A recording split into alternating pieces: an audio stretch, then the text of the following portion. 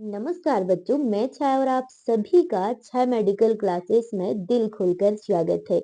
आप सभी लोगों को पता होगा कि हमारी नर्सिंग की सिलेक्शन टेस्ट सीरीज चल रही है। चाहे आप NORCET and other nursing competitive exam की तैयारी कर रहे हैं बच्चों, ये टेस्ट सीरीज आपके लिए बहुत ही हेल्पफुल होने वाली है। तो चलिए टाइम वेस्ट ना करते हुए आज की इस बेहतरीन सेशन को स्टार्ट करते हैं। बच्चा किसी ने बड़े कमाल की बात कही है कि रख हौसला वो मंजर भी आएगा, प्यासे के पास चलकर खुद ब खुद समंदर भी आएगा। तू थक कर ना बैठ ये मंजिल के मुसाफिर, मंजिल भी मिलेगी और मिलने का मजा भी आएगा। हमेशा एक ही बात कहती हूँ, फिर कहूंगी, सेल्फ मोटिवेट रहें, ठीक है, और अपनी मेहनत पर विश्वास रखें। चलिए आज की क्लास का फर्स्ट क्वेश्चन है, what is the most important measure for preventing infection in health care setting. यहाँ पे क्या पूछा गया है कि जब आप हेल्थ केयर स्वास्थ्य देखभाल कर रहे हैं और आपको क्या इन्फेक्शन की रोकथाम करना है, इसके लिए आप कौन सा एक महत्वपूर्ण उपाय करेंगे, क्या करेंगे आप। फर्स्ट है ऑप्शन एडमिनिस्ट्रेंट एंटीबायोटिक्स, क्या आप एंटीबायोटिक्स देंगे। हैंड हाइजीन, या फिर आप हाथों को क्लीन करेंगे, हाइजीन करेंगे। थर्ड है आइसोलेटिंग द पेशेंट, या पेशेंट को आइसोलेट करेंगे। फोर है मॉनिटरिंग द पेशेंट, रोगी की निगरानी करना। तो आपका जो सबसे इम्पोर्टेंट उपाय होगा या इम्पोर्टेंट मेजर होगा वो होगा बच्चों, आपको अपने हैंड्स को हाइजीन करना है, ठीक है। Option B is correct answer. देखिए, आप एंटीबायोटिक देंगे तो आपके हाथ तो क्लीन होना ही चाहिए। जब आप पेशेंट को आइसोलेट करेंगे तो तब भी आपके हाथ क्लीन होना चाहिए। अगर आप पेशेंट की निगरानी कर रहे हैं तो भी आपके हाथ साफ होना चाहिए, इसलिए option B is correct answer. Next है, हैंड हाइजीन करने का सबसे what is the most effective method of hand hygiene. पूछा गया है कि हैंड हाइजीन करने का सबसे इफेक्टिव मेथड क्या है। ऑप्शन फर्स्ट है washing hand with water only, क्या आप अपने हैंड्स को ओनली वाटर से वॉश करेंगे। अल्कोहल बेस्ड हैंड रब, या फिर आप अल्कोहल बेस्ड हैंड रब करेंगे। या यूजिंग सैनिटाइजर ओनली, या फिर आप सिर्फ सैनिटाइजर को यूज करेंगे। Wiping hands with a dry cloth, या फिर आप सूखे कपड़े से हाथ को पोंछेंगे। तो बच्चे इसका करेक्ट आंसर होगा कि आप जब, ठीक है, जब आप अल्कोहल बेस्ड अपने हाथों को धोएंगे तो सभी जो माइक्रो ऑर्गेनिज्म हैं वो नष्ट हो जाएंगे, इसलिए यहाँ पे option B is correct answer हो जाएगा, ठीक है। अपने फ्रेंड्स के साथ भी लिंक को शेयर करना है बच्चों, ठीक है, ध्यान रखिए। नेक्स्ट है, what is the purpose of sterilisation. क्या पूछा गया है बच्चों कि स्टेरिलाइजेशन का पर्पस क्या होता है, क्यों हम यूज में लेते हैं। Option A destroy bacteria only, केवल बैक्टीरिया को नष्ट करना। बी है डिस्ट्रॉय फंगी ओनली, या ओनली फंगस को नष्ट करना। सी है डिस्ट्रॉय ऑल ऑर्गेनिज्म, या फिर सभी सूक्ष्म जीवों को नष्ट करना। डी है रिमूव वायरसेस ओनली, या फिर केवल वायरस को हटाना।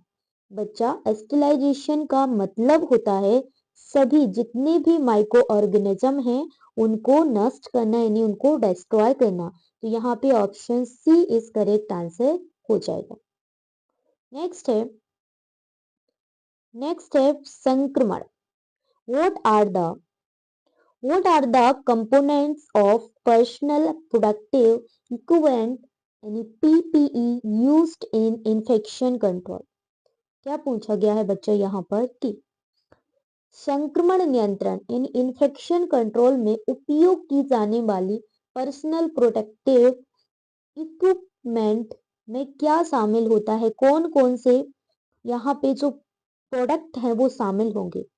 ऑप्शन ए है gloves and mask, gown and I production, face shield, या उपयुक्त में से सभी, ऑल ऑफ द अबव। तो यहाँ पर बच्चों जो पीपीई में शामिल होंगे वो यहाँ पे सभी होंगे, ठीक है। तो इसलिए option D is correct answer हो जाएगा, ठीक है। नेक्स्ट है, देखिए अच्छा क्वेश्चन है, ये क्वेश्चन काफी बार आया है बच्चों। Which type of mask should a nurse wear for a patient with an airborne infection? क्या पूछा है, अगर मरीज को एयरबोर्न इन्फेक्शन है, संक्रमण है, तो नर्स किस प्रकार का मास्क पहनेगी। ऑप्शन ए है सर्जिकल मास्क, बी है N95 रेस्पिरेटर, या फिर क्लॉथ मास्क या फेस शील्ड। क्या पहनेगी, एयरबोर्न संक्रमण है तो बच्चा एयरबोर्न के लिए आपको 95, ठीक है, एंड रेस्पिरेटर मास्क को पहनना पड़ेगा। Option B is correct answer हो जाएगा, ठीक है। नेक्स्ट है बच्चा, काफी मोस्ट इंपॉर्टेंट क्वेश्चन आया हुआ है, काफी बार आता है ये question. Which is the most important step in preparing a patient before surgery. यहाँ पे क्या पूछा गया है बच्चा कि सर्जरी से पहले, मतलब कि पेशेंट की अभी सर्जरी नहीं हुई है, सर्जरी से पहले जो पेशेंट है, रोगी है, उसकी तैयारी के लिए कौन सा सबसे महत्वपूर्ण कदम होता है। सबसे पहले आपको क्या करना है। ऑप्शन ए है कटिंग नेल्स, क्या आपको नाखून को काटना है। बी है टेकिंग मेडिकल हिस्ट्री, या आप रोगी का मेडिकल इतिहास लेना है। सी है एडमिनिस्ट्रिंग पोस्ट ऑपरेटिव मेडिकेशन, यानी ऑपरेशन के बाद की दवाई देना है। एडमिनिस्ट्रिंग एनेस्थेसिया इमीडिएटली, रोगी को तुरंत एनेस्थेसिया देना है। समझिए बच्चों, यहाँ पे सबसे पहले आप कदम क्या उठाएंगे। आप जैसे ही पेशेंट आता है, ठीक है, आपको उसकी मेडिकल हिस्ट्री लेना है, ठीक है। सर्जरी से पहले डॉक्टर ने क्या निर्देश दिए हैं उनको पढ़ना है, उनका पालन करना है, कौन सी मेडिसिन लिखी है, दवाई लिखी है, वो देना है असेसमेंट करके, और कौन से टेस्ट हैं, क्या करवाना है, वो सारा कुछ आपको उसकी मेडिकल हिस्ट्री ले लेना है। इसलिए option B is correct answer हो जाएगा, ठीक है। ध्यान रखना, आप एनेस्थेसिया नहीं दे सकते हैं, आप दवाइयां ऑपरेशन के बाद की कैसे दे सकते हैं, कटिंग नेल्स, ये सबसे पहला मेथड नहीं होता, इसलिए option B is correct answer हो जाएगा। नेक्स्ट है, which technique is taught to the patient for breathing assistance after surgery। क्या पूछा है बच्चा यहाँ पर कि सर्जरी के बाद रोगी को सांस लेने में सहायता के लिए, जैसे पेशेंट की सर्जरी हुई है, अब रोगी को, जो पेशेंट है, उसको सांस लेने में हेल्प करवाना है, के लिए कौन सी तकनीक या टेक्निक उसको सिखाई जाएगी, आप क्या करेंगे।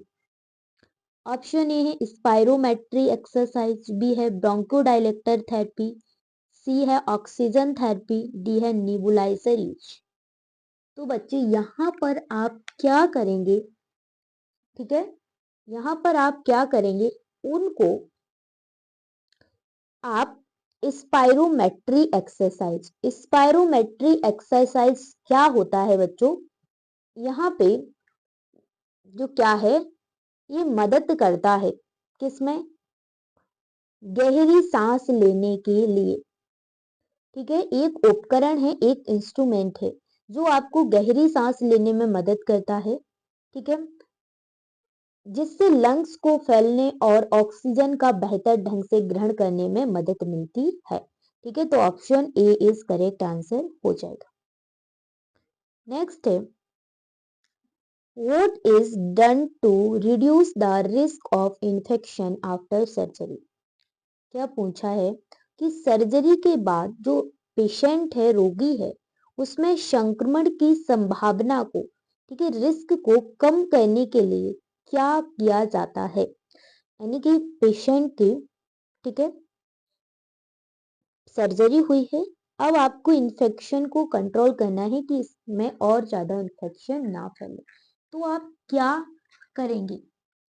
ऑप्शन ए है अप्लाइंग स्टेराइल ड्रेसिंग, क्या आप स्टेराइल ड्रेसिंग लगाएंगे? कीपिंग द पेशेंट हाइड्रेट, रोगी को हाइड्रेट रखेंगे। सी है समय समय पर एंटीबायोटिक्स देना, administering antibiotics on time. D है ऑल ऑफ दी एबव। तो बच्चों यहाँ पे आप क्या करेंगे? ठीक है, यहाँ पे आप क्या करेंगे? इसका सही जवाब होगा ऑल ऑफ दी एबव। ठीक है, एंटीबायोटिक्स, स्टेरॉइड ड्रेसिंग, इन्फेक्शन की जो सिम्टम्स है उस पर भी आप नजर रखेंगे। ठीक है, तो option D is correct answer हो जाएगा ऑल ऑफ दी एबव। ठीक है, ध्यान रखना। नेक्स्ट है पोस्ट ऑपरेटिव केयर में नर्स रोगी की किस प्राथमिक स्थिति पर ध्यान देना चाहिए? What is the primary focus of a nurse in post operative care? क्या पूछा गया है कि पोस्ट ऑपरेटिव केयर में जो नर्स है वो प्राथमिक मतलब प्राइमरी कौन सी स्थिति है जो उस पर फोकस करेगी? ऑप्शन ए है मॉनिटरिंग पेशेंट डाइट, रोगी के भोजन का मॉनिटर करना, या फिर respiratory rate and oxygen level, charging patient cloth, turning on the TV for comfort. तो बच्चों यहाँ पर जो सबसे प्राइमरी स्थिति पर ध्यान देगी नर्स वो होगा respiratory rate and oxygen level. ठीक है, ध्यान रखना option B is correct answer हो जाएगा। नेक्स्ट है which advice is given by a nurse to prevent deep vein thrombosis any DVT after surgery? क्या पूछा है कि सर्जरी के बाद डीप वेन थ्रोम्बोसिस को रोकने के लिए नर्स कौन सी सलाह देती है? तो देखिए यहाँ क्या होता है, रक्त को पतला करने वाली दवाइयां भी देते हैं। ठीक है, और उसे एक्सरसाइज करने के लिए बोलते हैं, वो भी पैरों, ठीक है, पैरों वाली एक्सरसाइज या टखनों, लंबे समय तक बैठने से रोकेंगे पेशेंट को। ठीक है, तो यहाँ पे देखिए ऑप्शन में क्या दिया गया है। ऑप्शन ए है प्रोलॉन्ग्ड बेड रेस्ट, नॉट, ये तो करने ही नहीं देंगे, मैंने पहले ही बता दिया। ड्रिंकिंग एक्सेस वाटर, इसका ये भी करेक्ट आंसर नहीं है, गलत हो जाएगा। Taking a cold water bath, not. आपको क्या करवाना है? एम्बुलेशन और लेग एक्सरसाइज मैंने बताया है पैरों की। ठीक है, तो option C is correct answer हो जाएगा। ठीक है, रक्त को पतला करने के लिए कुछ दवाइयां भी प्रोवाइड करते हैं, बट यहाँ पे दवाइयां ऑप्शन नहीं है, एक्सरसाइज ऑप्शन है, एक्सरसाइज ही सही जवाब हो जाएगा बच्चा। नेक्स्ट है क्या पूछा गया है, when electrolyte primarily maintaining fluid balance in the body. क्या पूछा है कि शरीर में, ठीक है, तरल बनाए रखने के लिए कौन सा इलेक्ट्रोलाइट शामिल है? ऑप्शन ए है कैल्शियम, सोडियम, पोटेशियम, मैग्नीशियम। इसका करेक्ट आंसर हो जाएगा ऑप्शन बी, सोडियम। देखिए पोटेशियम भी होता है, वट ये अंदर तंत्र और मांसपेशियों के लिए काम करता है पोटेशियम, बट यहाँ पे शरीर में पूछा है, तो शरीर में सोडियम ये बाह्य सेल्स के आसपास पाया जाता है। ठीक है, और पानी की मात्रा को क्या करता है, नियंत्रित करता है, इसलिए option B is correct answer हो जाएगा। नेक्स्ट है हाइपोवोलेमिया किस स्थिति को दर्शाता है? What does hypovolaemia indicate? Option A है लो ब्लड वॉल्यूम, बी है high blood volume, C high blood pressure, D low sodium level. Correct answer हो जाएगा ऑप्शन,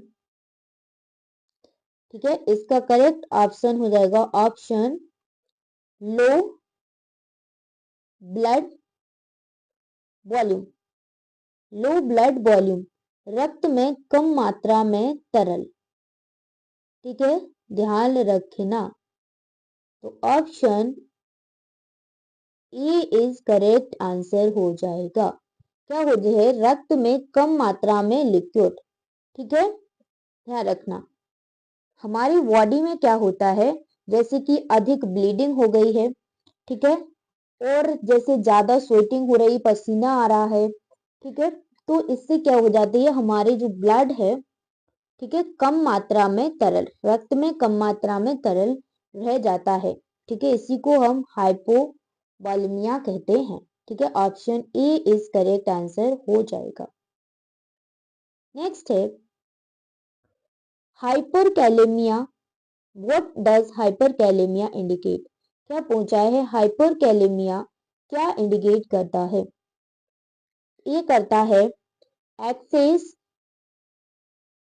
पोटेशियम। ठीक है, पोटेशियम की अधिकता, hyperkalaemia. Option B is correct answer हो जाएगा। ठीक है, नेक्स्ट है, क्या पूछा गया है? What is the what is a common symptom of hypokalemia? क्या पूछा गया है कि हाइपोकैलेमिया का सामान्य लक्षण क्या है? ऑप्शन ए है मसल क्रैम्प्स, बी है डिफिकल्टी ब्रीदिंग, सी है रैपिड हार्ट बीट, डी है हेडेक। तो इसका जो सिम्टम्स है वो होता है बच्चा, मांसपेशियों में ऐंठन या मांसपेशियों की कमजोरी, muscles cramps. Option A is correct answer. Next है बच्चा, यहाँ पे मैंने जितने भी यहाँ पे क्वेश्चन एंड आंसर लिए हैं वो काफी वेरी वेरी मोस्ट इम्पोर्टेंट है, तो इन क्वेश्चनों को अच्छे से आपको याद करना है। नेक्स्ट है IV, it means intravenous fluid. What should a nurse ensure before administering IV fluids? क्या पूछा है? आईवी फ्लूइड देने से पहले नर्स को क्या सुनिश्चित करना चाहिए, क्या देखना चाहिए? ऑप्शन ए है no swelling at the IV site, correct है। Check for patient allergy history, correct. Doctor's prescription, correct. तो इसका option D is correct answer हो जाएगा। ये सारी जो यहाँ पे दिए गए हैं ये सभी को चेक करना है आईवी फ्लूइड एडमिनिस्टर करने से पहले। ठीक है, नेक्स्ट है, यहाँ पे पेन मैनेजमेंट के क्वेश्चंस आएंगे। Which scale is commonly used to assess the intensity of pain? क्या पूछा है कि अगर दर्द की तीव्रता का मूल्यांकन करना है, मतलब कि उसको देखना है, एक्सेस करना है, तो आप किस पैमाने को यूज में लेंगे, कौन सी स्केल को यूज में लेंगे? ऑप्शन ए है ग्लास कॉमा स्केल, बी है पेन रेटिंग स्केल, सी है अबगार स्कोर, डी है ब्रेदन स्केल। करेक्ट आंसर हो जाएगा, हम यहाँ पे पेन रेटिंग स्केल को काम में लेंगे। ये 0 से 10 तक होता है। अगर 0 आ रहा है पेशेंट का तो उसमें बताएंगे हम कि रोगी को दर्द नहीं है, और जितना यहाँ पे स्केल बढ़ता जाएगा, 0, 1, 2, 3, 4, 5, 6, 7, 8, 9, 10, अगर 10 पे आएगा तो हम कहेंगे रोगी को बहुत बहुत बहुत तेज दर्द है। ठीक है, ध्यान रखना। तो option B is correct answer. Next है what is an example of non pharmacological pain management? क्या पूछा है कि non pharmacological pain management. Non pharmacological का मतलब होता है, नॉन मतलब नहीं, फॉर्मो मतलब फार्मा मतलब दवाइयों की ब्रांच, और कोलॉजी मतलब नॉन, दवाइयों के बिना पेन मैनेजमेंट का क्या उदाहरण है, कैसे आप दर्द को कम करेंगे बिना दवाइयों के? What an example of non pharmacology pain management? Option A है यूज ऑफ मॉर्फिन, गलत हो जाएगा क्योंकि स्पष्ट उसने कहा है कि बिना दवाइयों के।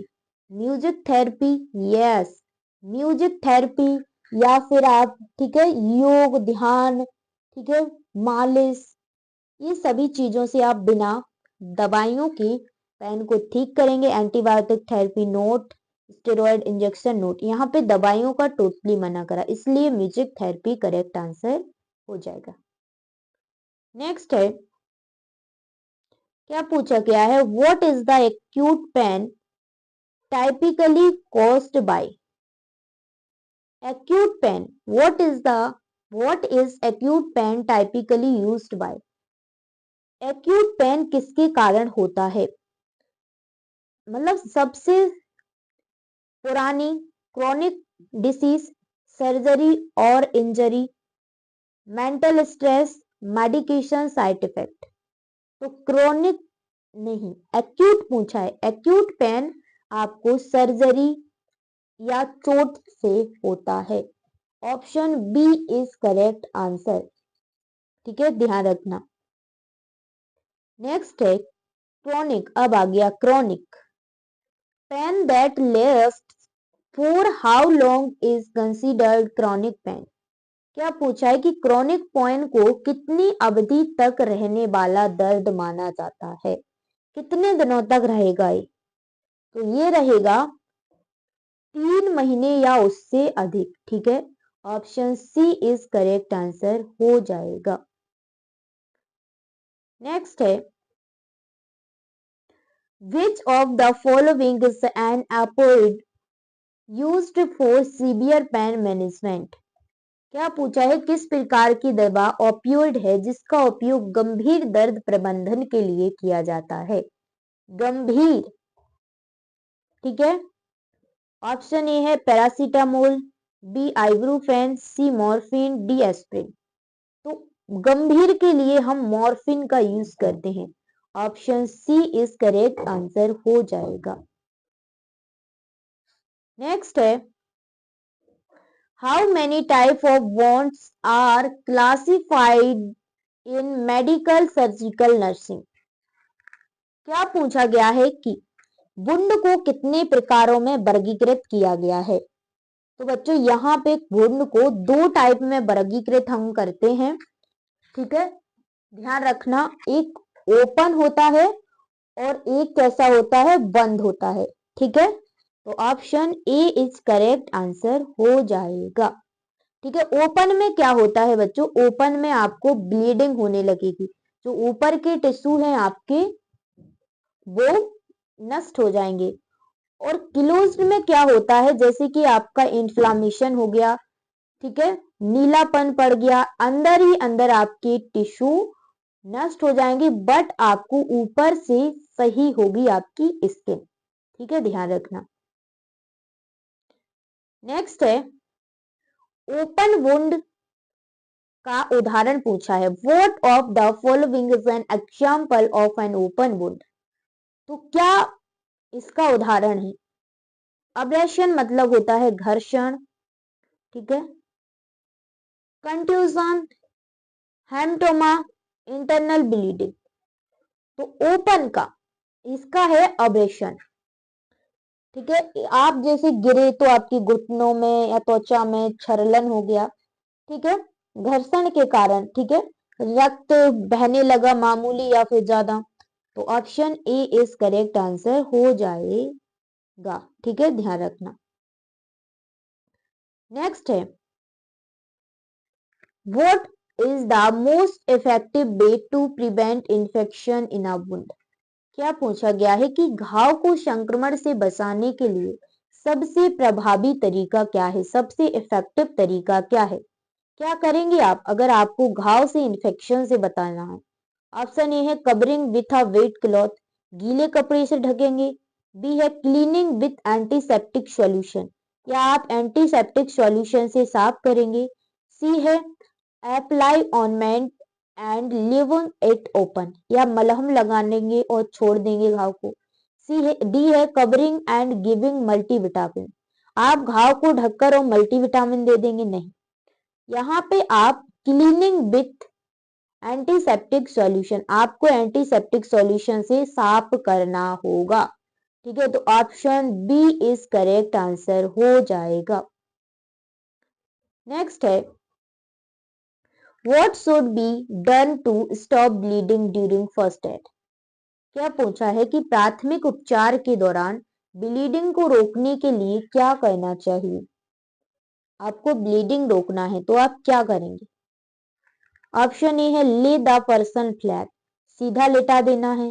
बी है apply direct pressure to the wound, या फिर आप घाव पर डायरेक्ट प्रेशर देंगे। सी है pour cold water on the wound, ठंडा पानी डालेंगे। डी है immediately bandage the wound without pressure, या फिर आप पट्टी बांधेंगे बिना प्रेशर के। तो आपको यहाँ पे क्या करना है, घाव पर डायरेक्ट प्रेशर लगाना है। हो सके तो हाथ में गॉज पीस लेके प्रेशर लगाएं, जिससे कि जल्दी ब्लड रुक जाएगा। ठीक है, तो option B is correct answer हो जाएगा, ध्यान रखना। नेक्स्ट है, what does purulent discharge from the wound indicate? क्या पूछा है, अगर घाव में रुलेंट डिस्चार्ज हो तो इसका संकेत क्या है? क्या है इसका संकेत? Infection, healing, allergy, bleeding. तो इसका करेक्ट आंसर हो जाएगा कि आपको क्या है, इन्फेक्शन है। ठीक है, option A is correct answer. Question है बच्चों, what is the primary purpose of oxygen therapy? क्या पूछा है कि ऑक्सीजन थेरेपी होती है उसको हम क्यों देते हैं, उसका क्या पर्पस है? तो बच्चों इसका करेक्ट आंसर होगा, क्या हो जाएगा कि ऑक्सीजन थेरेपी हम इसलिए देते हैं कि हम ऑक्सीजन की कमी को ठीक कर सके। ठीक है, तो देखिए ऑप्शन ए है मेंटेन बॉडी हाइड्रेशन, नहीं, इसके लिए नहीं देते हैं। शरीर में नमी बनाए रखने की थोड़ी देते हैं। बी है reduce blood glucose level, blood glucose level कम करने के लिए नहीं। सी है हाइपोक्सिया को ठीक करना, सही। सी आंसर हो जाएगा बच्चों, क्योंकि हाइपोक्सिया को ठीक करना, हाइपोक्सिया मतलब होता है ऑक्सीजन की कमी। ठीक है, तो option C is correct answer. Nervous system को आराम देना, ये भी गलत हो जाएगा, तो option C is correct answer. Next है बच्चों, क्वेश्चन नंबर नेक्स्ट है, which device is used for low flow oxygen therapy? क्या पूछा है बच्चों, अगर आपको सिलो फिलो में यानी लो ऑक्सीजन देना है, कम ऑक्सीजन देना है, तो आप कौन सा मास्क यूज में लेंगे या कौन सी डिवाइस यूज में लेंगे? तो बच्चों नेबुलाइजर, वी है वेंटिलेटर, सी है नेजल कैनुला, डी है ट्रोकोस्टोमी ट्यूब। तो सीधी सादी सी बात है बच्चों, आपको कम फ्लो में देना है तो आप नेजल कैनुला यूज में लेंगे। ठीक है, option C is correct answer. Next है बच्चों, देखिए what is the primary cause of oxygen toxicity during oxygen therapy? बच्चे यहाँ पे पूछा गया है कि ऑक्सीजन थेरेपी जब हम देते हैं, ठीक है, तो ऑक्सीजन टॉक्सिसिटी होने का क्या कारण है, किस कारण ऑक्सीजन टॉक्सिसिटी हो जाती है? ठीक है, तो बच्चों इसका सही जवाब होगा option B, prolonged high flow oxygen administration. अगर आप लंबे समय तक हाई फ्लो में, हाई प्रेशर में, हाई दबाव में अगर आप ऑक्सीजन को देते हैं बच्चों, तो ऑक्सीजन टॉक्सिसिटी हो जाती है। तो option B is correct answer. ठीक है, नेक्स्ट है बच्चा, for which condition is the Venturi mask most suitable in oxygen therapy? क्या पूछा है बच्चा, जो बेंचुरी मास्क होता है, ठीक है, ऑक्सीजन थेरेपी में इस्तेमाल होने वाला, इसके लिए सबसे सुइटेबल किसके लिए? अस्थमा के लिए या सीओपीडी, निमोनिया, ब्रोंकाइटिस? तो बच्चों सीओपीडी के लिए सबसे सुइटेबल होता है, मोस्ट सुइटेबल। ठीक है, ध्यान रखना, तो option B is correct answer. Next है बच्चों, देखिए नेक्स्ट पूछा गया है, what does a pulse oximeter measure? क्या पूछा है बच्चों कि जब पल्स ऑक्सीमीटर किसको मेजर करता है? Blood pressure, heart rate, blood glucose या ऑक्सीजन सेचुरेशन? तो बच्चों इसका करेक्ट आंसर होगा, जो पल्स ऑक्सीमीटर है वो ऑक्सीजन सेचुरेशन को मेजर करता है कि कितना है हमारी बॉडी में। ठीक है, नेक्स्ट है, what is the normal heart rate in adults? तो नॉर्मल हार्ट रेट कितना होता है एडल्ट्स में? वो होता है 60 to 100 बीट्स पर मिनट। ठीक है, ध्यान रखना, option B is correct answer. Next है, पूछा गया है बच्चा कि व्हाट इज हाइपरटेंशन? हाइपरटेंशन किसे कहते हैं, कितना मान होता है जब व्यक्ति का हाई ब्लड प्रेशर हो जाता है, उसी को हम हाइपरटेंशन कहते हैं। जब बीपी हाई हो जाता है उसे हाइपरटेंशन, जब बीपी लो है उसे हाइपोटेंशन। ठीक है। और नॉर्मल बीपी होता है 120/80 एमएफ ऑफ एचजी। ठीक है। और जब बीपी 140/90 एमएफ ऑफ एचजी या उससे अधिक हो जाए बच्चों, तो इसे हम हाइपरटेंशन कहते हैं, यानी हाई ब्लड प्रेशर। तो option B is correct answer. Next है, what does angina pectoris indicate. क्या पूछा है बच्चों, एंजाइना होता है जो पेक्टोरिस, वो किसको इंडिकेट करता है? Lungs infection, brain inflammation, lack of oxygen to heart, या किडनी फेलियर। तो बच्चों जो एंजाइना पेक्टोरिस है वो इंडिकेट करता है lack of oxygen to the heart. ठीक है, option C is correct answer. Next है बच्चा, what is an electrocardiogram ECG used to assess. क्या पूछा है, जो ईसीजी होता है हमारा, इस असेस करने के लिए किसका असेस करता है? ब्रेन की activity, electrical activity of the heart, lungs infection या kidney infection, kidney function, sorry lungs function या किडनी फंक्शन। ठीक है। तो इसका करेक्ट आंसर हो जाएगा बच्चों हृदय की गतिविधि मापने के लिए। ठीक है, हृदय की जो विद्युत गतिविधि है उसको मापने के लिए। Option B is correct answer. Next है बच्चा, देखिए क्या पूछा गया है, which layer of the heart is the innermost. क्या पूछा है, जो हार्ट होता है हमारा, ठीक है, उसकी जो अंदर की लेयर है वो कौन सी है? ठीक है, अंदर की। तो बच्चों वो है, हमारे अंडर की लेयर होती है endocardium. Option C is correct answer. Next बच्चों, आज की क्लास यहीं पे खत्म होती है। कमेंट बॉक्स में आपको बताना है कि आज की क्लास कैसी लगी है। अगर चैनल को अभी तक सब्सक्राइब नहीं किया है बच्चों, तो चैनल को जल्दी से सब्सक्राइब कर लो, क्योंकि यहाँ पर बच्चों वो सारे एमसीक्यू मैं कवर करवाने वाली हूँ जो कि रिपीटेड हुए हैं हर एक कॉम्पिटिटिव एग्जाम में। तो बच्चों अगर आपका भी सपना है नर्सिंग ऑफिसर बनने का, तो इस क्लास को डेली अटेंड करना है शाम को 4 PM पर।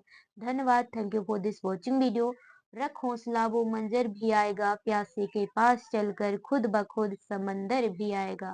तू थक कर ना बैठी मंजिल के मुसाफिर, मंजिल भी मिलेगी और मिलने का मजा भी आएगा।